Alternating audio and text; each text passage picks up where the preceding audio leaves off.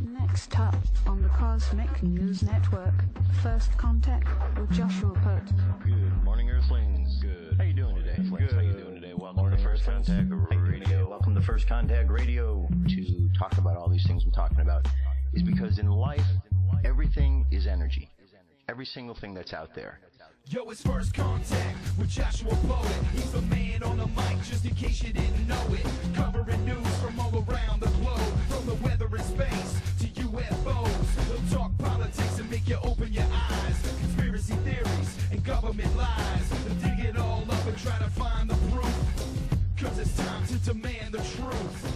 It's time. First Contact Radio. We have time to demand the truth. It's time. First Contact Radio. We have arrived. To demand the truth. It's time. First Contact Radio. It's time to demand First Contact the truth. Radio. We have arrived. First Contact Radio. Good morning, Earthlings. How you doing today? Welcome back to First Contact Radio. We've ended one month. We've begun another. It's April 1st. Let's check on what we're dealing with today. We got a moon sign of Taurus, a sun sign of Aries. So sun sign Aries is fire. Fire is ideas. Aries is the pioneer that moves forward. He's a leader. Great at beginning new projects. Deals with the springtime energy and the new beginning phase. But also Aries has another side, and that can be the side that can be very warlike if all of these creative energies flowing through Aries aren't really used in the proper way. The key phrase behind Aries is he who sets in order. So it's our time of setting things in order, setting our house in order. And we go to the moon sign, which is Taurus. Taurus is about practical things. This earth, it's the idea of hooking together the spiritual and the physical. Okay, now we have an expansion that took place here between Jupiter and the Sun, a blockage between our Taurus energy and Jupiter. There's a block there, a lesson that's being learned, and how we expand our energy, how we expand into the physical, and the ways in which we do it. So there's a lesson for us to learn in that regard. This week here, let's look at our moon. The biggest and the brightest asteroids, 1 Sirius and 4 Vesta respectively, are only 2 degrees apart in the eastern Virgo, some 12 degrees northwest of Mars. They brighten to magnitude 7.1 and 5.9 respectively. They'll be at opposition in mid-April. Okay, and here we are right here. That's what we're going to be seeing tonight when we look up into the sky. And we want to look west. Okay. Now we can see our moon phase is just that little sliver, and here it is, 4% of the way full, making its way up to a full moon. The Mayan Oracle, we're at a 10-tone day in the wave spell of the seed. So it's the theme of the seed, planting ideas. So we're at the phase of the exploration. So we've gone this whole journey, and now we're at the planetary tone, the manifestation. Okay, the manifestation of what it is we planted up here, these ideas. And today we're exploring the manifestation of those ideas, of what it can become. You know, sometimes we have an idea and we know what we want it to be, but sometimes we don't know enough of what it could be. And when we allow the possibilities to exist, it becomes even more than what we realized. And that's what we find out during the exploration phase here as we explore what it is that we've set forth. The phrase for today is I perfect in order to explore, producing wakefulness. I seal the output of space with the planetary tone of manifestation. I'm guided by the power of birth. And today is a galactic activation portal day, which is, we've got 2 more days yet to go in this phase of 10 galactic activation portal days in a row. Over at Space Weather, our solar wind is currently at 429.0 kilometers per second. Planetary K index at the moment is between a 1 and a 3. We've got a few little scattered holes or slivers of holes there that we see, nothing that seems to be directly facing us. M-class flare possibility 55%, X-class 10 geomagnetic storm activity is up. You can see we have 60% severe in the next 24 to 48 hours, 40% active in the mid-latitudes. So activity is going on up there. And if we go to our numerology for today, we see that the number is 3. Now, the other day we were at 5, but suddenly we're going to go now to a 3, simply because we've changed from one month to the next. Okay, so let's look at some of the ideas about the 3s. Imaginative, creative. Okay. Just trying to find something here to show you. Doesn't seem to be working out at this moment. So how did we get to this number today? Well, let me show you this real quick. Here we go. Talk amongst yourselves for a few seconds here.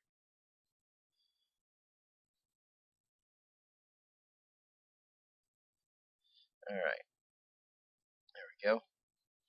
Here's how we arrived at the number 3 for today. The month is April. The day is the 1st.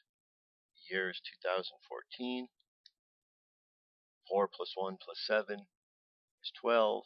1 plus 2 is 3. That's how we got our numerology for today. 3 would be the tarot card of the Empress, which is all about creativity and imagination. 3 is, you could say, imaginative, expressive communicators, artists. And the flip side, they could be vain, extravagant, prone to complaining. And it's all because the ego gets in thinking that because of this imagination and expression are there, then their ego needs to pump up, but it really doesn't. We need to remain humble. We need to allow the creative aspect of the 3s to express themselves as opposed to the other aspect where the ego gets involved. Alright, so there you have it. That gets us started for today. Now today is April 1st, and we know about April 1st. People play jokes all the time. I don't have any specific jokes. We've got enough jokes going on in the world, like the Obamacare joke. I think that's an April Fool that will last us for a long, long time.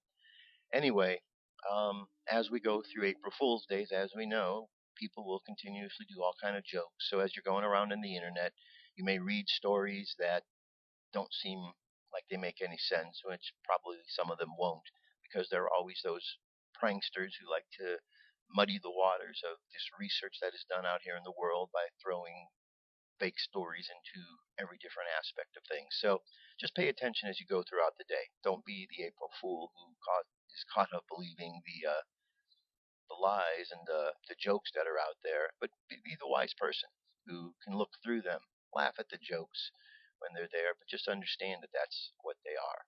All right? That's it for getting us started. I'll be right back. UFO News is up next.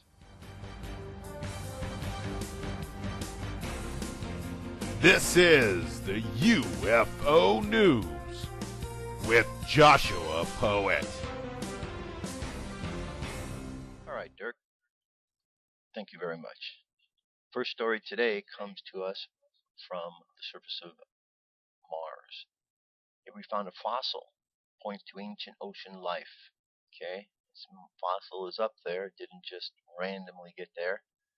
Somehow or another it was there, and it got embedded, fossilized, which means it was there a long time ago, because we know how fossils work, right? As the rover was taking photos, it inadvertently recorded ancient alien sea life. I'm sure NASA would have covered it up had they seen it, but this does confirm that there was water on Mars. For some reason, NASA is saying this information for when they need it, maybe a push to save NASA or a push for larger budgets. Several things we know to be true about this photo. First, it is a fossil. Second, it was taken by the Mars rover. Third, the photo was put on the JPL site by NASA. What this means is that NASA cannot dispute this claim, nor will they ever try. NASA will not turn the rover around to re-examine the fossil, nor do they care, since they already have an abundance of top-secret images that expose alien life on Mars. Here we have posted a similar seashell back from March 2012. I have a similar ammonite fossil on my desk right now. As I type this, it's ancient water animal, a kind of mollusk on Earth. Most of these style of mollusks are 200 to 400 million years old, but on Mars, who knows? Okay, and we're going to go with a link here. This is a 1 minute and 19-second video in which they're going to roll over and you'll be able to see the fossil. Okay, so just fast forward here a little bit. Okay, this is obviously the area we're looking in. There it is right there. See that? Get a little closer if we can. Go.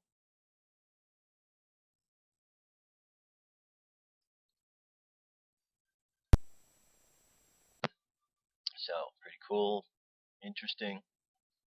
More than meets the eye up there on Mars. More than meets the eye. Alright, let's move away from Mars to our next piece. This is a compilation of sightings that occurred throughout the month of March. Okay, we start off here. We have this huge orb over the Ukraine. I think we've seen this one this long. Okay, then we're going to go over here to, we have one in Turin. I'm going to leave these videos for you to watch because we've looked over these. Then we have the this triangle formation that we saw. This was over Coloma, Russia. We had the lights over Riverside, California. This was on March 12th. And then remember the March 15th over Bartow, Florida. And we're going to go to Orlando, Florida on the 24th. Okay. You've seen many of these. Okay. And there's the last one, the one over Ukraine. Alright, let's move on from here. Here we go. We have a story that takes us back to 1942. Russian investigator reports contact with ET since 1942. There have been rumors floating around for many years that the first Russian contact with gray aliens allegedly took place in 1942. At the time, a series of diplomatic visits were planned. Visits to discuss matters of mutual concern were planned. According to alleged Russian documents, and a treaty was made, the Voice of Russia writes, in 1969, the state of Sverdlovsky, a UFO was reported to have crashed and was recovered by the Russian military. This is an alleged video footage showing the recovery with close-ups of the UFO itself. Allegedly, there was one dead alien found in the craft. The remains of the alien and the UFO debris were taken away to a secure Russian site where the saucer was analyzed and an autopsy done on the alien. According to Russian newspaper Pravda, the KGB has allegedly had a special unit designed to gather and monitor all pieces of information regarding mystical and unexplained phenomena reported inside and outside the Soviet Union. Also, according to Pravda, General A. Ponomarenko, head commander of the Urals military district, was to ensure that the KGB agents be involved in the work pertaining to the UFO at all stages. The agent's reports were promptly forwarded to Colonel A. Grigorov, chief of the KGB scientific department. There are unsubstantiated reports that the UFO crashed or was shot down near the city of Prolandniny in the USSR on August 10, 1989. Soviet military radar tracked an unidentified flying object, and the Russian attempted unsuccessfully to contact the craft. The UFO was classified as hostile. Soviet defenses were alerted, and MiG-25s flew to find the identity of the UFO. There's obvious damage to the exterior of the craft. The retrieval team wearing protective outerwear moved to the state. There was a amount of radiation. Some members of the team were affected. A helicopter in the scene was hooked up to the craft, and the UFO was transported to Mozdok Air Base. The Russians entered the UFO and discovered 3 alien bodies, 2 dead, 1 barely alive. A team of doctors and other medical personnel made the effort to keep the alien alive but failed. All 3 beings were about 3.5 to 4 feet tall with gray outerwear. Underneath their skin was a blue-green color with reptilian texture. They had no hair, large black eyes covered with a protective lid, and web fingers ended their long, slender arms. The alien bodies were kept in glass containers, and the UFOs taken to Caspian Yar. Alright, so, it's very interesting, but talks about 1942, but doesn't really mention the 42 in here. It talks about 1969. So I'm not quite understanding why the title is like this, but that's the story. So check it out, see what you think. Alright, Minneapolis witness spots triangle UFO near a skyscraper. A Minneapolis, Minnesota witness Reports watching a large black triangle-shaped object hovering and moving slowly below a skyscraper that appeared to be about the size of a Volkswagen, according to a testimony in the MUFON database from March 25th, as an unknown aerial vehicle. The witness was working in a nearby building and had stepped outside for a cigarette when he first noticed the object about 4:30 p.m. on December 29th. The case was reported to MUFON on the same day and investigated by Minnesota State Section Director William McNeff. The witness stated the object was first moving slowly, then hovered and moved slowly and east about 3 blocks. Then accelerated and ascended 30-degree angle east-southeast towards Eagan, Minnesota, twice as fast as any commercial aircraft I've seen. No lights, no sound. The object was there when I came out for a smoke. I saw it for 5 minutes, and hopefully someone else saw this too. Investigator McNeff interviews the witness. The witness estimated the size to be a Volkswagen Beetle between 11 to 30 feet. The shape was difficult to see against the sun. It seemed fuzzy. It may have been triangular or more spherical. First seen to the southwest and was last seen by the southeast. The object was hovering at first and moved slowly to the east 3 blocks, then accelerated and ascended to a 30-degree angle east and southeast. Estimated distance, the closest point of between 501 feet to 1 mile. The lowest altitude was 500 feet. Estimated actual distance, the closest point based on map at 3,500 feet. At a distance, a 30-foot wide object would subtend an angle of approximately 5 degrees. He asked him about the shape. The shape was difficult to see against the sun. It seemed fuzzy, may have been triangular or spherical. Alright, so check out this story. Read it, see what you think about that. Next, moving on to Pennsylvania. It says UFOs, seeing is believing. The Pennsylvania Mutual UFO Network will present its second annual UFO conference on Saturday, April 26, 2014 at 8:30 a.m. to 6 p.m. at the Erie Bayfront Convention Center at Saffras Pier, Erie, Pennsylvania. Pennsylvania has been the epicenter of the world's largest UFO wave since the summer of 2008. There have been over 300 UFO reports filed with MUFON each year. We're getting clusters of sightings from every town, from Erie to Pittsburgh to Philly. MUFON Pennsylvania State Director John Ventry said, I get reports of UFOs coming in from Lake Erie and cross-wheeling West Virginia into the Pittsburgh area, and they are seen minutes later on the eastern part of the state. The conference will present a combination of expert paranormal and UFO speakers, including 2 cast members of History Channel's Hangar 1 UFO Files series. Speakers include Travis Walton from A Fire in the Sky, John Ventura of the Mutual UFO Network presenting on UFOs over Pennsylvania, Richard Dolan presenting on UFOs for the 21st Century Mind, Michael Lee Hill on the Lake Erie UFOs, and local Erie Reverend Swope discussing Slender Man. The quality of speakers at the conference rivals the larger, pricier conferences that take place around the country. Ventre said professional presentations and vendor tables will highlight conference in the academic setting. Ventre said admission price $25. The speakers will throw out the first pitch at the Erie Seawolves game Friday night, April 25th. Some of the proceeds will be donated to the local Ernie Homes for Children and Adults. Advance orders for the conference tickets can be obtained. Here's a link here. If you want to call his number, 724-836-1226 or John Ventre, blogspot.ca. Alright, one more piece here. We're going to go back out to Uruguay. Here we have a video. It's an 8-minute long video. I'm going to leave this for you to watch on your own. I'm just providing the link here. It says in this episode, it says disclosure could start in Uruguay. In this episode, we will explore Uruguay's UFO investigations. Uruguay is one of the smallest countries in South America and happens to have reported phenomena in Uruguay since 1947. It is one of the countries where the military seems to be more open-minded towards the UFO phenomena.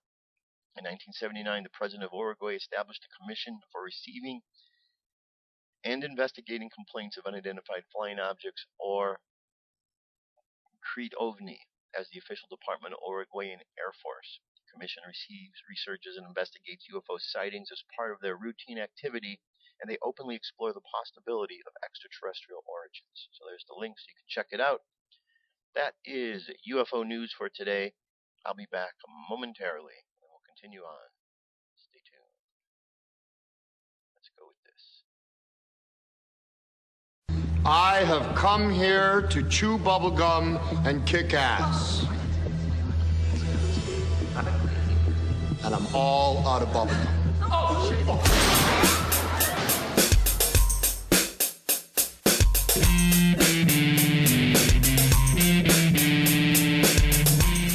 All right, let's continue on. So, April 1st, April Fool's Day. I already mentioned one, so I'm going to continue on with this. I mentioned Obamacare in an April Fool's joke. Now, I know, I'm sure there's going to be some emails that are going to come from some of you. Oh, this is not part of something I should be talking about. Why not? Why not? What I'd like to know is this. There are many of you out there who support Barack Obama and his administration. But how many of you have actually looked into anything about him? How many of you have gone to the university or to Illinois Bar Association website? And how many of you have found out that Barack Obama and his wife no longer have licenses to practice law? And if you've looked into that, have you looked any further to see why? I mean, the alleged reason why Michelle doesn't have a license to practice law is because of insurance fraud. So the First Lady, who was involved allegedly with an insurance fraud situation that was the alleged result of why she had her license taken away, she is now out there pimping this Obamacare. So we have someone who's allegedly accused of insurance fraud is now out there pushing an insurance program. Does anybody out there other than me see a problem with that? I know a lot of you do, but I know there are many who are so absorbed in the Obama story that you don't bother to look at anything that's going on. And in the meantime, the biggest joke is on the American people. Because if you look at the background of who this man and his wife are, they are not who they claim to be. And America is being fooled, and the rest of the country is laughing at the United States of America because they think Americans are so silly that we don't realize that there is a terrorist who has infiltrated our White House and is tearing our country apart.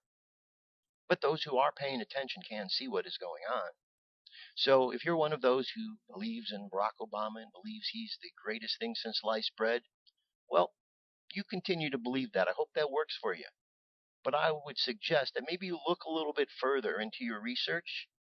And if you're going to come at me with any information, don't give me some mumbo jumbo chatter. Give me some real evidence to support what you have to say. Because what I find lacking from people who support Obama is any evidence to support any of their background. It seems as if the people who are supporting Obama and who have supported other presidential administrations like the Bush administration, because when it was the other way, there were people that blindly supported him. I'm going to suggest that you all go back and do a little bit more research. Step past your own fears into actually looking for the truth. And when you find the truth, you'll find out that maybe what you had learned in the past was inaccurate. And when you find the truth will set you free, and you no longer will be listed amongst those who are the fools, because you will have found out the truth. And when enough Americans find out the truth, then around the world, countries won't be laughing at America. You see, I have an issue with that because I live in America, and I don't like knowing that other countries are laughing at us, because I do my part to research and understand what is going on. But when there are others out there that aren't doing the same thing, and you know who you are, and we know who you are, there's many of you out there, we find it unbelievable that here in 2014, with the amount of information available, there are people who are still uninformed about what's going on and will still blindly follow a leader. We heard the stories about the Jewish community, right? Back in Nazi Germany, we heard how they just walked into the showers, just like all these people are signing up for Obamacare, a system that has been fraudulent from day one, a system that has had experts like McAfee come out and say this is filled with security holes, a system that has someone attached to it who allegedly was involved with insurance fraud, and yet there are those who are still signing up, running to sign up. I would simply suggest that you look a little bit further into your research, and again, if you're going to give me any feedback, provide me with some links, provide me with some information, because if you can't do that, then don't waste my time and don't waste your time. Okay? This is a place where we should be learning. And if you have something to teach, if you have something to share, then do that. And do that correctly with links and information so other people can follow it. And if all you're going to do is spout out the same nonsense that the mainstream media spouts off, then don't waste your time. Don't waste your time, don't waste my time, and don't waste other time of people and those who are coming here to learn. All right? That's all I'm going to have to say about that. It was on my mind. It was stuck in my craw. I needed to get it out. Okay? Let's move on from there. Now, what I want to look at here is I want to switch gears over to energy. Because, see, we live in a world filled with energy. We talk about energy all the time. The more that we have the ability to use our energy, the better. In order to slow us down, there are those who try to stop our energy, not teach us how to use our energy. Because if we were taught fully how to use our energy, we'd be working at 100%. But that would go against the policies of those who are out there in the world, because they don't want people working 100%, using all of their mind and their capabilities. Because if you did, well, it would make them look foolish, because they certainly aren't. So we need to utilize our energy in a more effective way in the world that we live in these days. We really do. We need to pay attention how we're using our energy in the world each and every day. And here, this is a site, Eclectic Energies. It's a whole page here. Energy exercises, mudras. So let's start off here. I'm just going to click on this first link.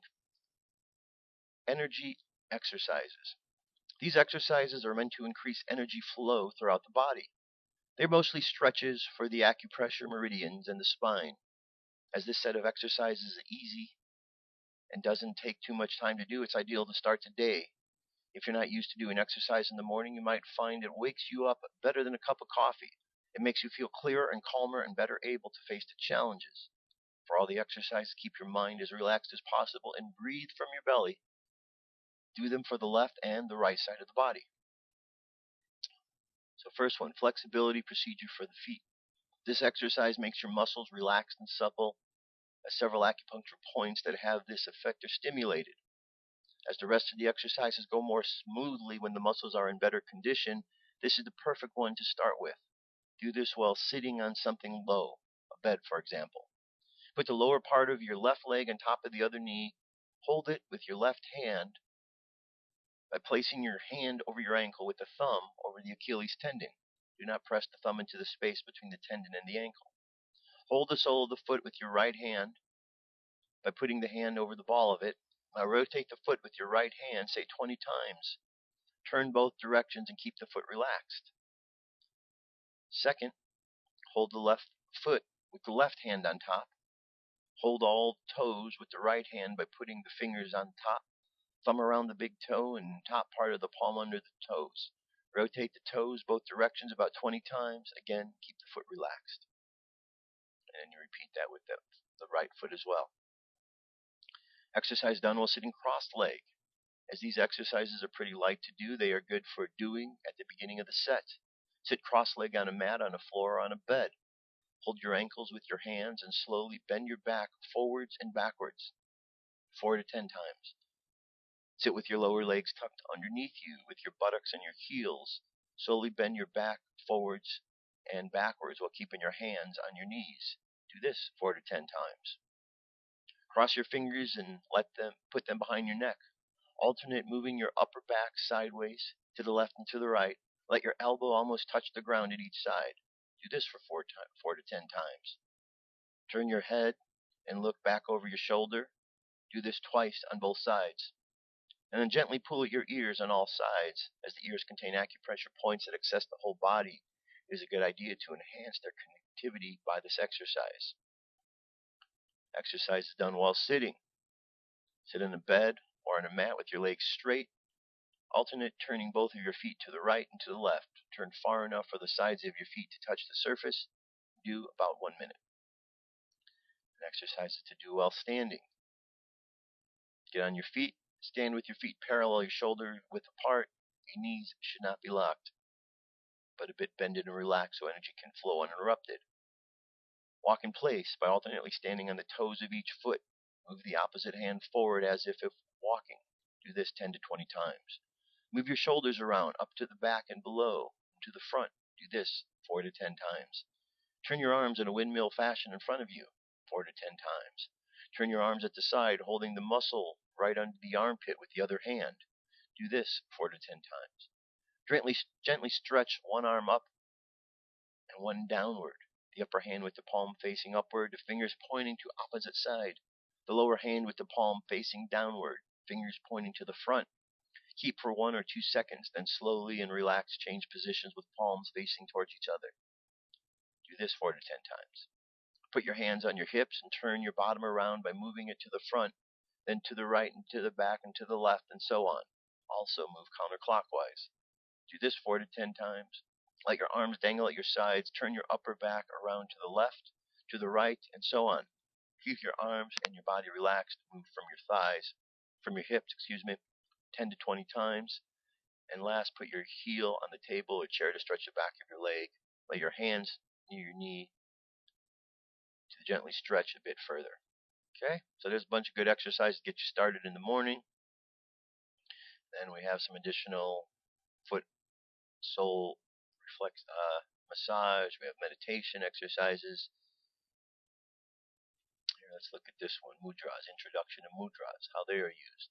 Mudras are positions of the body that seem to have the kind of influence on the energies of the body, of the mood. Mostly the hands and the fingers are held in some position, but the whole body may be part of the mudra as well. The most well-known mudras are probably the ones performed while meditating. One sits in a lotus position, and other puts one hand on the knees, the tips of the thumb and the index finger joining, or in the lap. The fingers of the right hand resting on the left palm, but also the Christian crossing of the fingers for prayer is a mudra, as is the Namaste, Indian greeting gesture, that is also used while praying, where the hands are held in front of the chest, the palms touching. The crossing of the hands put one's hand's attention while the opening the heart. The Indian greeting gesture puts one in a mood of respect. Some mudras are performed spontaneously by many people, like the Hakini mudra, where the tips of the fingers from the right hand touch the corresponding fingers of the left. Mudras have been used in the East for thousands of years, particularly in Buddhism. Buddha statues often have the hands in certain hand positions. They have been used as spiritual practice and still are as a way to the path of enlightenment. Then we have it says you use a mudra, keep it for at least a couple of minutes. It is usually more effective to do them a while longer, like 15 minutes or so. You might spread that time over the day, but it could also be used as part of a meditation. Hold the finger positions with both hands at the same time. This will have more powerful effect than doing a mudra with just one hand. Some mudras are simple enough so that we may even do them with your hands in your pockets. You can do these anywhere you feel without attracting attention. Okay? It's the mudras and energy here. Let's look at this one. Energy center of the body has some properties that make it important for handling energy and feelings. The center is recognized in various traditions. In Chinese Qigong, it is known as the Dantang.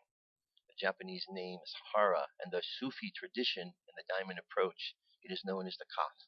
Hence the name Dantian seems to be most commonly used. I'll refer to this center with the name. And we're just going to go on from here. Okay?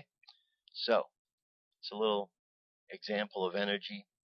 Basically, it's just moving the body in different ways to energize the body, because we have within ourselves energy. We have outside of ourselves energy. And between the inside and the outside, energy. So as we work with this energy, as we learn to be more in touch with the energy of who we are, the more effective we're able to be in life. The more effective we can be in everything that we're doing. So energy is very important. Very, very important. Okay? Alright, let's move on. So last week, I started off with the first book of the series, Life and Teaching of the Masters of the Far East. We did volume number 1.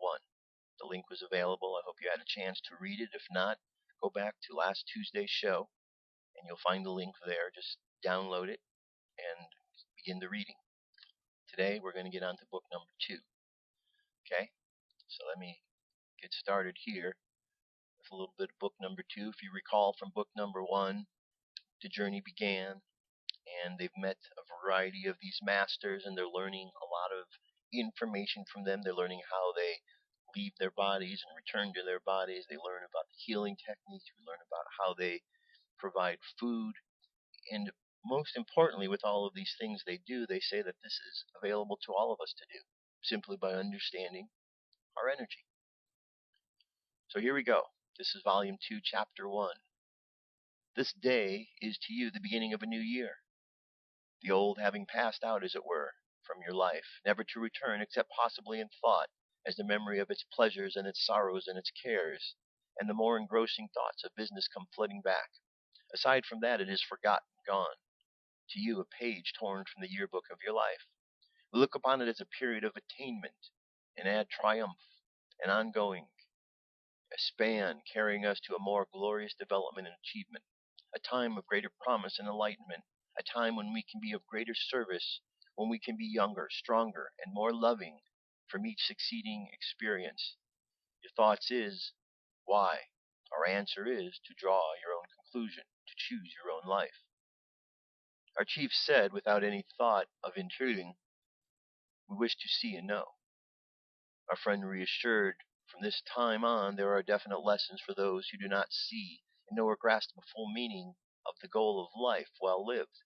This does not mean a life of asceticism and austerity and aloofness or sadness. This means a life of accomplishment and joy and gladness, where all sorrows, all pain are banished forever. Then, lighter and more whimsical mood, he said, you have expressed a desire to see and to know and to know. The desire is no sooner expressed than it is fulfilled. The thought experienced in a verse in your Bible comes to me as I look over this assembly. Where 2 or 3 are gathered together in my name, there will I be also. How often that verse has been looked upon as a mere play of words instead of being applied to and really made true. The great error you have made with Jesus' teaching is that you have consigned them to the dim and misty past, looking upon them as mythical and mystical, pointing at something that may be gained after death, instead of knowing that can be applied in daily lives of all, right here and now, if you only will. We wish it to be understood that we are not putting forth the claim that Jesus as the Christ represented a plane or condition of life in his own realization that had not been brought forth to a greater or lesser degree by a great many seers and prophets of other times and peoples. We wish to emphasize his life because that life is the one you can understand more fully. The specific reference to his own life can have but one purpose and meaning, and that was the fifth faith-inspiring fact that his life and experience was a living demonstration of his teachings. The speculative dogma of the vicarious atonement, which has biased Christian thought for centuries, cannot be charged or the author of the Sermon on the Mount to the author of the Sermon on the Mount or the parable of the prodigal son. The leaders of the Christian thought have diverted the followers of Jesus and his teachings from their practical application and the study of the God power. They have taught them to look upon his teachings as the experience of the apostles after his time, instead of teaching them that the law upon which those teachings were based was an exact science which could be understood and experienced in the lives of all. The Orientals have made the scientific phase of their religion the supreme object of their study and attainment. In this they have gone to the other extreme. In this way both have consigned their religion to the realms of the miraculous and the supernatural. The one has become absorbed in the wholly ethical, while the other has become absorbed in the scientific side only. Thus both have shut out true spirituality. The monastic life of retirement, asceticism, and seclusion from the world, whether in Buddhistic or Christian monasteries, is neither a necessity nor is it the true method for attaining spiritual enlightenment, nor the realization of the perfect life of wisdom and power as brought forth by Jesus. These monastic systems have been in existence for many thousands of years, yet they have in no wise accomplished as much as for the upliftment of the common people as did the teachings of Jesus in the few short years of his time here on earth. It is very well known that he embraced all their teachings, going through the initiations and studying the so-called sacred mysteries, the ritualistic forms and ceremonies, until he came to the teachings of Osiris. They were interpreted by him by a priest, who had held himself aloof from all the religious, monastic, and materialistic forms of worship. The priest was a follower of King Thoth of the first dynasty of the Egyptian kings. When King Thoth declared Egypt an empire, he did it under power of a dictator, an usurper of the people's rights. Centuries before, these peoples had built upon and maintained a glorious civilization of unity and brotherhood under the guidance and directories of Osiris and his followers. These peoples were pure white race and were always known as the Israelites, of whom the Israelite race is a division. Thoth ruled wisely and attempted to maintain the Osirian teachings, but after his day, the dark and the material concept crept in, as the Egyptians or the dark hordes from the south, who had swept him into the power, gained sway. The succeeding dynasties fell away from the Osirian teachings, gradually took up the dark concept of the dark race, and finally practiced black magic entirely. Their kingdom soon fell, as all such kingdoms must fall. After Jesus had listened attentively to the priest and his teachings, he recognized their deep inner meaning. He also saw, through the insight which had been received from Buddhistic teachings, that there was a great similarity underlying the two. He then determined to go to India over the old caravan route maintained at the time.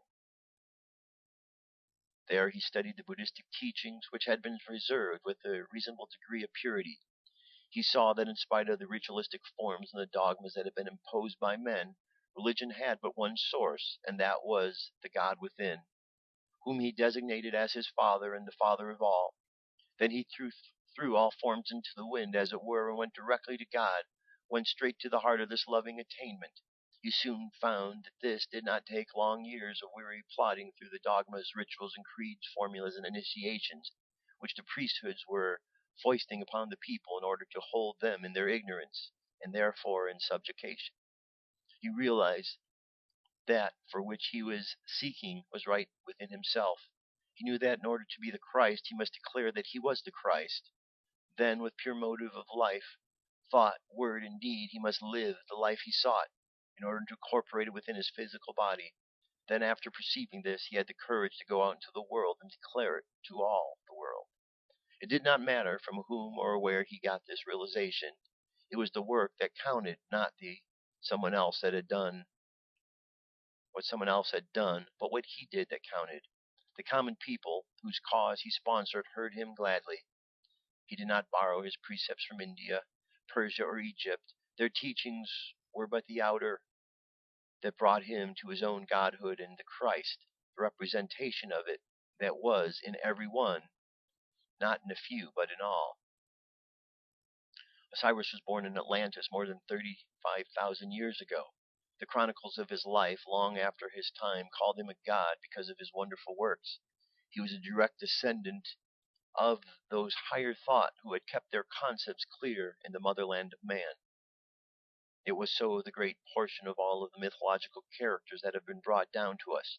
Their works and their characters have been distorted by repetition and translation of the stories concerning them.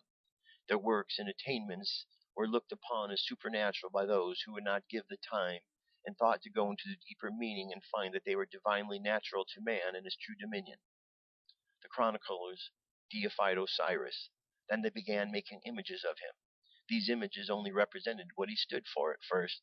Then gradually the images became fixed in the mind. The ideal was forgotten, and the empty idol remained. Buddha was another who deified the chronicles long after his time. Not the images of him that have been set up, with the result that the image is worshipped instead of this ideal. Again, the empty idol. It is the same with the signs and the symbols. The teachings that Buddha received came from the same source as those did of Osiris, but in a different way. The teachings that Buddha contacted came from the motherland direct to Burma, brought there by Knuckles. Osiris' teaching came direct to him as his forefathers lived in the motherland when he was a young man. He had gone on to the motherland to study. After finishing his studies, he returned home, became the leader of the Atlanteans, and brought the people back to the worship of the God within, as they were gradually slipping back into the dark concept influenced by the dark races about them. Moses was another leader whose followers and chronicles deified him after his time. He was an Israelite and contacted the records of the Babylonians, receiving his teachings from them. These records form a part of the Bible. What Moses saw and learned from these records was written by him in the exact form and words. The facts which he put down were badly distorted by the translations. I could go on and recall many more. Jesus saw and contacted all their teachings. Then, in a charismatic manner, went to the heart of all these. He went one step further than any of them did, by glorifying his body to the point where he could allow it to be crucified. Yet he brought it forth in a triumphant resurrection. Studying the teachings of Osiris, Buddha, and Jesus, you will find many similarities. In fact, at times you'll find the same words used. Yet did any of them copy? The teachings show the way from the outer to the inner. Then they must have dropped all teaching, all copying, and must have gone beyond it all. Had any of them just copied and studied what they saw and were taught, and then they have not been able to see it all not been able to see that all was from God right within themselves, they would have been studying, yet their lives and experience would never have been recorded. They all went through the same experience in that their followers wanted to crown them kings of temporal kingdoms, but to this they would not listen, each expressing the same thought in almost the same words. My kingdom is not of the material, it is spiritual. With Osiris it went so far that the later chronicles placed him as an Egyptian king. Here the talk ended, and we all walked to the temple. As we arrived in the lower room, our friend began. In ascending from room to room of this temple, please remember that no man can confer any rights upon another. By developing your understandings, you will find that you are the equal of any man who attempts to confer his rights to his rights or what he has upon you is not consistent, as he is attempting to give you what he cannot. One may point the way to his brother that he may extend his vision to incorporate the good, but he cannot confer the good which he himself has upon him. By the time we had arrived in the second room, where 4 of our friends from the village had preceded us, after a few moments of general talk, we were all seated and our teachers resumed. There is not a character in all your history that stands out as Jesus does. You count your time before and after his birth. He is idolized by a majority of your people, and that is where they err. Instead of the idol, he should be the ideal. Instead of being made into the graven image, he should be real and living for you. For he actually lives today in the same body in which he was crucified.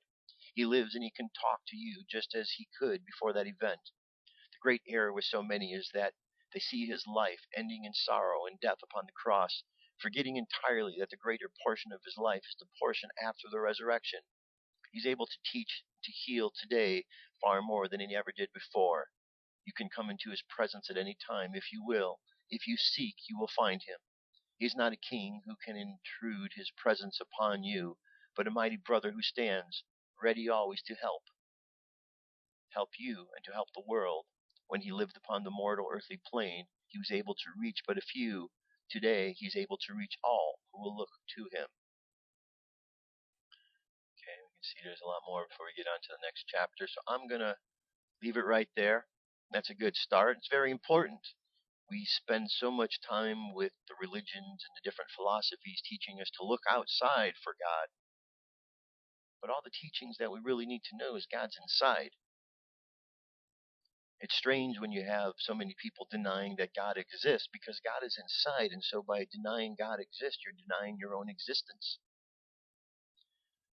I think we need to get back to going inside, to finding out about the being inside, the God that we are, the divinity that we are, because we're all part of something wonderful.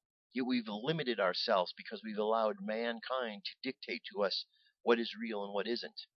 And as we look at mankind, we could see that the errors are intentionally put there to block us from evolving. You see, once a soul is in a body, the potential to evolve to its fullest potential exists. The only reason you would not is if that information is blocked from you. Now, ultimately, it can't be blocked because all we have to do is close our eyes to go within, but we don't usually do that example in life. We're not taught that as a regular thing to go within. And so we come to the point where we are these days, looking for God outside of us, when all the time that which we seek is inside. So, this book's available. Check it out. Next week we're going to get into the third book.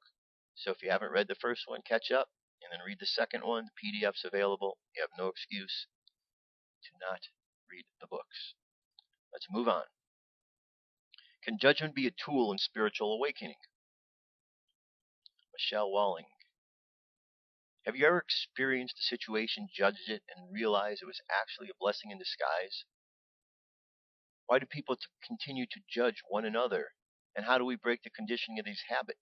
Is Judgment Day coming? And if so, will you participate? Television is the #1 tool used to instill judgment, beliefs, and patterns in humans. From movies to sitcoms to commercials, the image of what a normal person should look like is drilled into our brains. The house and the white picket fence, the theme of the 50s and the contemporary cliff-dwelling and high-rise penthouse was the house of the 90s. Programming and judgment can be found in every aspect of our lives. Under maritime law, judges have the powers to decide whether or not you deserve to be punished for your actions. They can also decide the fate of your future and whether or not you will serve time in jail. Of course, the policeman that arrested you judged whether or not it was your time to be arrested based on the quota he or she had to fulfill for the month. Why do some people like judges get full power and authority over your actions, and who gave them the authority to decide the outcome of the rest of our lives? A classic example of irony within religion can be seen within those who quote the Bible, yet seem to judge everyone that does not adhere to their way of thinking. From Matthew 7 in the King James Bible, it says, "Judge not that ye be judged. For with what judgment ye judge, ye that be judged, and with what measure ye met, it shall be measured to you again." It seems that the same people who preach this rule ironically say they leave it up to the big guy, that God is the ultimate judge. There are still many people who have instilled knee-jerk reactions to a person's physical appearance and can put a label on someone without ever meeting them. If you are a guy, try walking into a country club with long hair and tie-dye t-shirt on and observe the feel of what people are thinking. Here's a comment about Judgment Day from the book of Revelation, chapter 20, verse 11 through 15. "And then I saw a great white throne and him who seated on it. From his presence earth and sky fled away, and no place was found for them. And I saw the dead, great and small, standing before the throne, and books were opened. Then another book was opened, in which is the book of life. And the dead were judged by what was written in the book, according to what they had done. And the sea gave up the dead who were in it. Death and the Hades gave up the dead who were within them, and they were judged, each one of them according to what they had done. Then death and Hades were thrown into the lake of fire. This is the second death, the lake of fire, and if anyone's name was not found written in the book of life, he was thrown into the lake of fire." Wow, if you believe what this says, then the conclusion is that we are all going to hell in a handbasket. If God loves everyone, why would we be placed in situations every day in which we have the opportunities to judge if it would set us up for failure? The spiritual metaphysical genre is rampant with judgment about others' beliefs. It is amazing how many people outright judge and criticize others' comments on social media outlets like Facebook, Twitter, etc. You have not seen a good fight until you've seen the religious zealots called the spiritualists, Wiccans, and occultants, Satanists. Now it brings up a good point, judgment versus observing. Well, spirit guides observing our choices along our path without judgment and are always trying to nudge us towards the goals that we set for ourselves. Extraterrestrials observe human activity in order to learn about human behavior on Earth. Seeing things from a bigger picture, they know why this is called the human experience. Many of them do not have emotional bodies like humans do, which does not allow for the spectrum of judgment sparked by emotion. We are all contacted by our Creator, whether we know it or not. It is said that we were created so that our Creator would have the experience of knowing itself. If this is true, why would the Creator judge himself? When you look in the mirror, do you have judgments about what you see or what you do not have or do you have loving thoughts of your Creator? These are all comments meant to spark the observation of seeing things from a different perspective. After all, the perspective we currently have as a collective is not working too well. And as we go all the way down, there's more to the article to read. Let me catch the last part here. It says, "Only when you go within your heart can you find the best way to deal with every situation. Ask yourself, is what I'm about to say to you to say what I would like to hear if I were the one in their shoes? We may not advance individually or as a human collective until we master this. Everyone is different, yet since we are connected, one person can influence the behavior of many. Be the guy that accepts his difference and walks into a country club to have dinner without thinking about what others are thinking of him. Enjoy the dinner without judging the country club stigmata, and see who the universe puts in your path that day. You will be in for a great surprise. All right, so there's a lot more to this article. Read it. It's available. As you can tell, it has a lot of great information to it. All right, this brings us to our message for today, our channeled message. This is from the High Council of Orion. Here we go. Dancing in Density, channeled ascension message from the High Council of Orion. March 28, 2014. Channeled by Holly Hawkins Marwood, transcribed by Paul Marwood. Greetings, dear ones.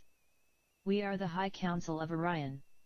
Today's message is one that can be familiar, for it is a message that has echoed on your planet in many different ways, through many different voices, yet it bears repeating and being retold again.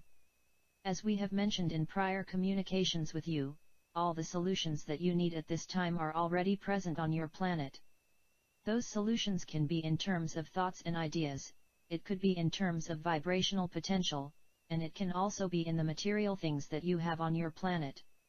All the solutions are there. All the raw materials are there. In this time of transition, it may be that the raw materials need to be looked at with fresh eyes, with new application, with new interrelationship. All the raw materials that you need to assist yourself at this time are already on your planet and within the energetics in which you exist.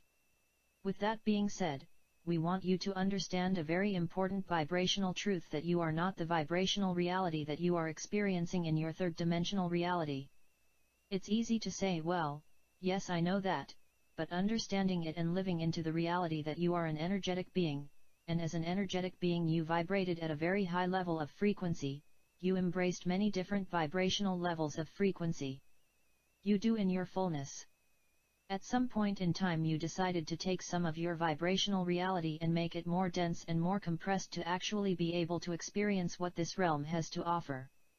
For this realm needs to be experienced with some level of density to be able to deal with the energetic truths that are prevalent at this time, on this plane, such as gravity, such as time, such as needing to move through space. This requires a density in vibration. So you have taken your vibrational reality and made it more dense so you could experience life in this realm. As you've experienced this level of density, in a sense, there's been a forgetting or a disconnection from the true essence of who you are, in your fullest expression of your energetic being. This time of ascension is not reaching out and necessarily bringing in something you've lost.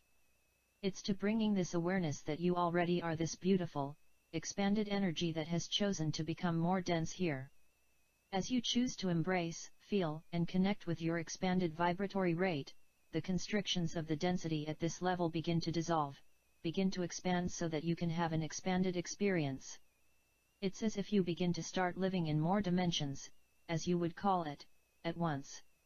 As long as you're doing this dance of density at this level, on this plane, there will be some vibrational density that's required to be here. Yet it is possible to be aware of the vibrational density that's required to live on this plane, yet also then connect with the higher vibrational realities so that the dance of density isn't the only place that your consciousness resides. It can be in this realm to be able to just exist in this level of density, but also begin to embrace and connect with all the other levels at which you already exist. You're not retrieving something that was lost or never had, you're remembering it on an energetic level, the fullness of who you are. In a sense, it's been an over-identification with this level of density has created a situation where you have, in a sense, forgotten that you have all this magnificent vibrational reality around you. So this time of ascension is reconnecting with remembering and feeling into and re-experiencing this greater vibrational reality that you already are. That you already are. Just take a moment and breathe into and feel the fact that you are this expanded energetic being who's decided to play in this realm of density for a little while. You've just been playing. Enjoy the playing in this realm of density and allow your awareness to expand to the greater reality of who you are. In your moments of quietness, contemplation, meditation, and reflection, feel into the reality that you've just chosen to play in density for a while, and now you're choosing to still play in density, yet expand out to the greater reality of who you are. Be blessed. We are the High Council of Orion. Alright, very nice. So let's head to our meditation for today. Close your eyes. Take a deep breath. And exhale. Take another deep breath. And exhale again. Take another deep breath and just focus on your breathing as you inhale and exhale.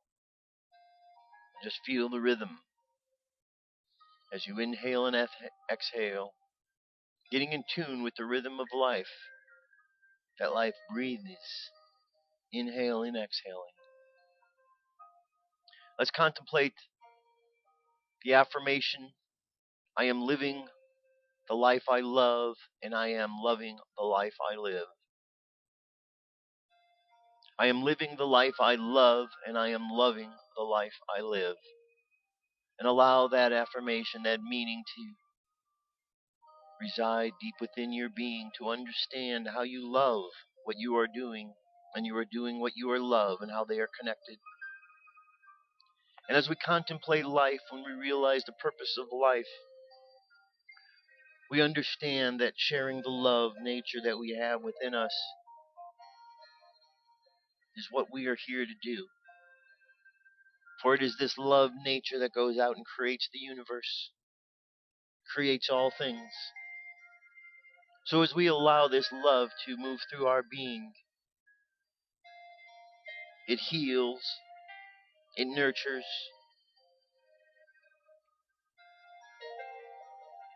makes us whole. So let's imagine sending love out into the world right now. Right from where we are, let's just imagine the globe in front of us, the world. And let's just imagine sending love to the world as if we are a being outside of the world and sending love to the planet. And let's see the planet dosed with love from all around. And let's imagine this love the color of the heart chakra, green as it goes around the world, over and over. And let's imagine this green love becoming like a hug and hugging the earth, and then absorbing into the earth itself. And then imagine the earth smiling because we are sending love to the earth, and then feel the love that the earth sends up to you right now.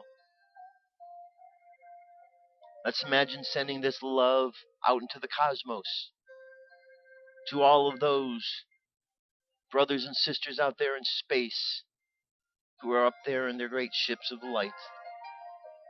And let's just send love, so no matter what their intent, they feel this love and they understand that we are loving beings upon this planet.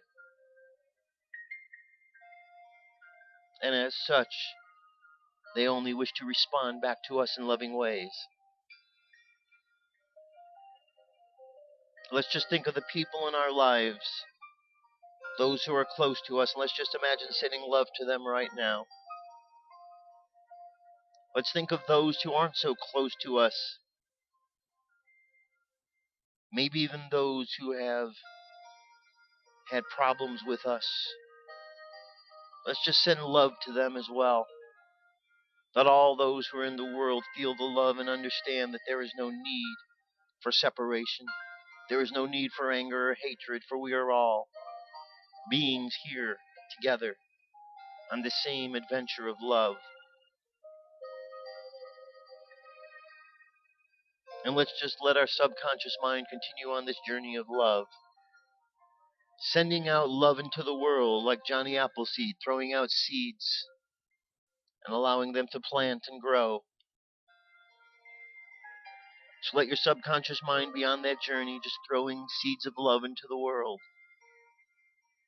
And while your subconscious mind does that, let's bring our conscious mind back to the present moment, all the while continuing to keep love as the focus of our attention through the course of this day in all we do. And let's bring our conscious mind back to the present moment. 3, coming back to the present moment filled with confidence. 2, coming back to the present moment filled with faith. And 1, coming back to the present moment happy, healthy, and whole. Happy, healthy, and whole. Take another deep breath. Exhale. And open your eyes. That's it, my friends. That's our show for today. Thank you so much for being here again. Have a wonderful day. Enjoy the jokes that go about. Today's April Fool's. I'm sure you'll hear plenty of jokes. But just keep in perspective what's real and what's not. I'll be back tomorrow with more news and information. Till then, you have an awesome day. I'll talk to you soon. Peace. I'm out of here.